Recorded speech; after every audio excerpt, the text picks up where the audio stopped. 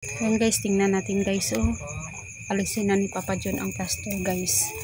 Tingnan natin guys. Yan guys, ang gilagay ng mga nurse doon sa dialysis center guys.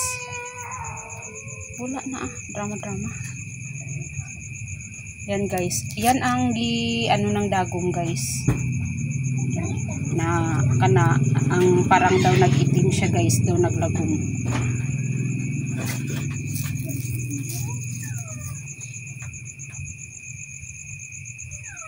Bali dalawang tusok yan siya guys. Malaki na talaga ang ugat ni Papa John guys. Oh. Ayan. Ayan guys. Ayan ang tinusukan ng dagom. Oh. Ayan.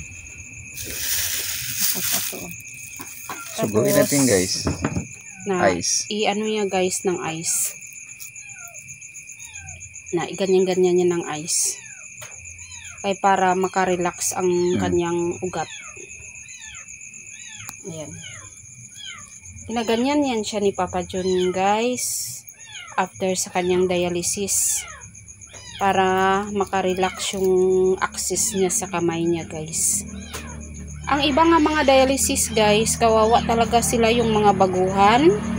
Problema sila ba sa pagpataod sa ilang axis kay kamahal daw no? Mga 15. Oh, 15 daw ang hinihingi sa kanila guys. Pero sa amin, grasya talaga ng Panginoon guys. Kay sa Caraga Regional Hospital man si Papa John na dialysis.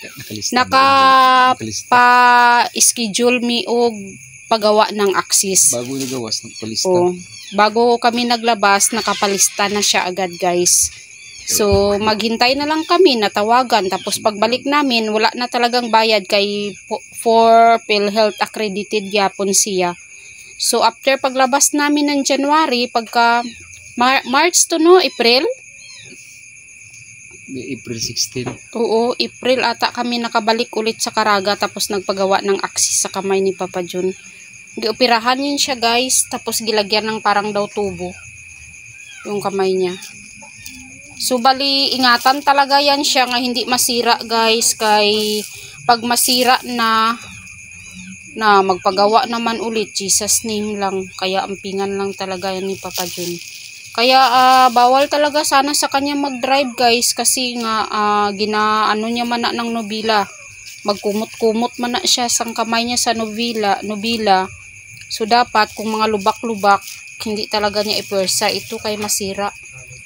Pero sige lang guys, kay baka may blessings tayo ni Lord. Buksan namin yung tindahan namin, kay magbantay na lang si Papa John ng tindahan namin guys. Yan, oh, tingnan niyo si Papa John. Oh, ganyan talaga yung buhay niya guys. Basta tuwing matapos na yung kanyang dialysis, ginaganyan niya talaga yan siya, yung kanyang ano. Sakit? Kumusta yung dialysis mo kanina? Okay na, success. Okay lang ng machine? Sarap nga yung pahiling-piling na ko pa sa malagyan ng ice. Daw ko na gapasok sa kinausok-usok, kinauyukan. Nga part sa kwan. Sa imong body ni mo? Oo. Lamig hindi alisin mo.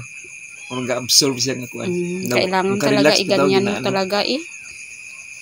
Niya kung mga ligam-ngam naman pagkasunod araw, ang feeling ko din as in kasarap din feeling kasi malagyan ng gyapon siya pakiramdam mo. Kaya sabi ng manars noon, dapat kayong mga pasyente lagyan nyo ng kuan, maligam-gam pa maano mo sa bahay. Kaya para ang ugat mabuhay, makarelax siya ba, mabuhay siya. Hindi nga parang tulog lang parati kay nakatusok tapos wala nakarelax niya, wala na gising ang kuan yung ugat. Dapat gisingin naman yung ugat, kaya lagyan ng magam-gam. Ula ka na unsa naman na oh. Pero okay lang man kaya kanina. Okay.